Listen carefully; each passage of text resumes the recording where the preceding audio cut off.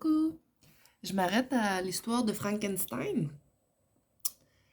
Puis là, je suis tombée sur un article de Wikipédia qui dit Frankenstein ou le Prométhée moderne. OK. Pourquoi je parle de ça? C'est parce que nous, on l'étudiait au cégep, en nos cours de philo, je pense. Puis là, je m'aperçois que dans les noms de personnages, de tout ce qui est populaire, ce qui nous a été présenté, tu sais, au cégep, puis en grandissant les histoires, tout ça, ça fait partie de notre conditionnement, de nos programmations. Puis aussi, ce qui est le fun, c'est quand on se met à réaliser que finalement, les histoires nous parlent le plus que ce qu'on lit en surface. OK? Les personnages sont des indicateurs, encore une fois, de certains événements. Puis Frankenstein, cette histoire-là, qui a été écrite vers 1818 par Mary Shelley, mais son nom avant d'être mariée à Percy Bysshe Shelley, c'était Mary Wollstonecraft Goodwin. OK? Puis là, je vais vous le dire en français, mais je vais vous dire qu'il y a un lien entre son nom à elle, puis ce qui est arrivé au niveau de l'ionisation, puis le nouvel humain après ça qui a recombiné par l'ion. Puis c'est de ça que je crois que ça fait allusion à ça, parce que si on regarde Frankenstein, Frank, ça veut dire français, comme franc. Einstein, d'après moi, ça veut dire une stone, dans la pierre, dans la roche. Puis elle, l'auteure, elle s'appelait comme par hasard Mary Wollstonecraft. Attends un peu, je vais essayer de m'approcher, là, j'ai mon clavier dans le chemin. Je vais zoomer, excusez-moi. Fait que Mary Wollstonecraft, wool, ça veut dire la laine, stone, c'est la roche, puis craft, c'est comme l'artisanat, tu sais, quand tu vas créer quelque chose à partir de quelque chose d'autre. Tu sais, tu vas prendre un bloc de pierre, puis tu vas sculpter quelque chose, un personnage dedans. Tu vas faire du craft, OK?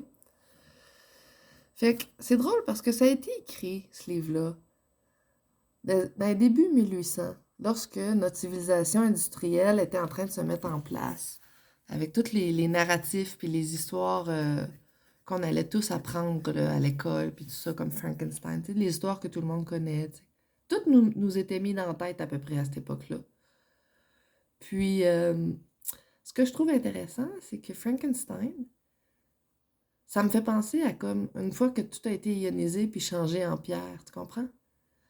Frankenstein. Puis les premiers à faire les cartes après, là, il y a beaucoup de cartes géographiques parce que tout est identifié en français.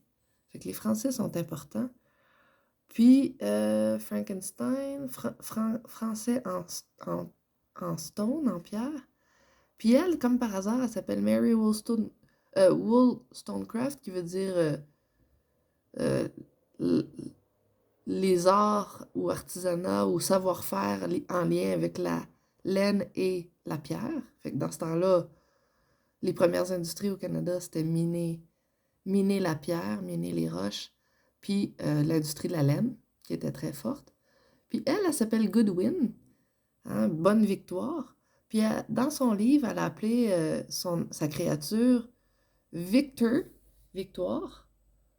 Victoire de qui? De Frankenstein, français dans la roche. Puis elle s'appelle aussi Victoire parce que c'est Goodwin, tu comprends?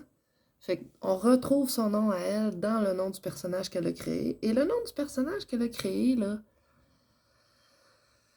euh, il s'appelle Victor Frankenstein. C'est un scientifique dans son livre. Elle en a fait un savant. C'est un jeune savant suisse, Victor Frankenstein. Fait que ça fait très après l'ionisation, on a créé un nouvel être. Tu sais, l'ionisation a créé un nouvel être victorieux. À partir de quoi? C'est quoi l'histoire de la Bible? C'est qu'on a été créé à partir de la terre, tu sais, à partir de la terre qui est à terre, de la roche puis de la terre. Tu sais, on vient de ce qui est ici. On est formé à partir de ce qui est ici. Puis,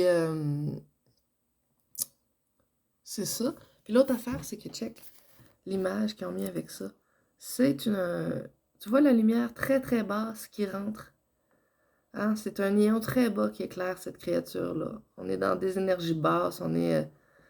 tu sais, elle a pris de la scrap, là, pour de la scrap de vieilles peaux mortes, puis tout ça, pour créer un être vivant semblable à elle-même, qui allait comme pouvoir travailler avec, puis tout ça. Mais tu sais, c'est une expérience scientifique, c'est une création, c'est une basse création. Tu vois, la lumière est basse, la créature est basse, elle est par terre, le créateur est debout, plus haut, puis il le regarde de haut. Tu sais, c'est juste pour, je sais pas comment l'exprimer d'une manière très très cohérente, mais ces symboles-là, les noms des personnages, dans les images choisies, sont pas choisis au hasard.